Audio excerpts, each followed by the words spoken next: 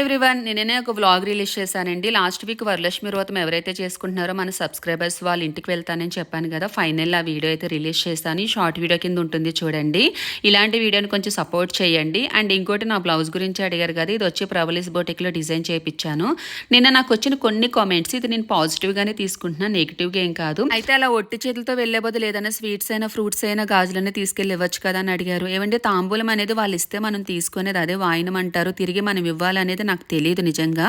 ఒకవేళ అలా ఇవ్వాలి అనుకుంటే పక్క నేను తీసుకెళ్ళి ఇచ్చేదాన్ని. ఇంకోటి ఏంటంటే నేను సెకండ్ వీకే పూజ చేసుకున్నాను, ఆ విషయం మీకు తెలుసు. ఈ వీక్ ఏంటంటే నేను సబ్స్క్రైబర్స్తో కొంచెం ఇంటరాక్ట్ అవ్వాలి, వాళ్ళని కలవాలి, వాళ్ళతో టైం స్పెండ్ చేయాలనేది నా కంటెంట్. ఆ విధంగానే నేను వెళ్ళాను. అలా ఇస్తే వాళ్ళు హ్యాపీ ఫీల్ అవుతారంటే పక్క ఇచ్చేదాన్ని. దాని గురించి ఒక్క నిమిషం కూడా నేను వెనకాడను. ఇంకోటి ఫుల్ వ్లాగ్ అయితే చూడండి, వాళ్ళు ఎంత హ్యాపీగా ఉన్నారనేది ఆ వ్లాగ్లో తెలుస్తుంది. మీలాంటి వాళ్ళకి ఏంటంటే అమ్మవారి ముందు జుట్టు ఎరబోసుకొని రీల్స్ చేసే వాళ్ళు నచ్చుతారు, కానీ ఇలాగా ట్రెడిషనల్గా వీడియోస్ చేసే వాళ్ళు ఎప్పటికీ నచ్చరు.